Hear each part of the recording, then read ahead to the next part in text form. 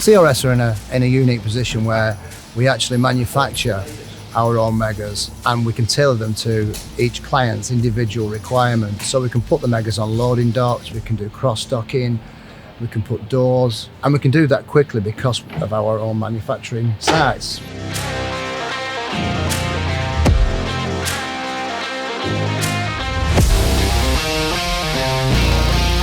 One of the important factors with the Synergix installs is that the company has delivery schedules to maintain. On this particular site, the entrance and the exit for the HGVs is quite tight, so it was important that our logistics companies didn't stop the day-to-day running of the business. So we factored that in and we worked around the client's delivery and collection schedule and did it in such a way that there was little or no disruption to the yard.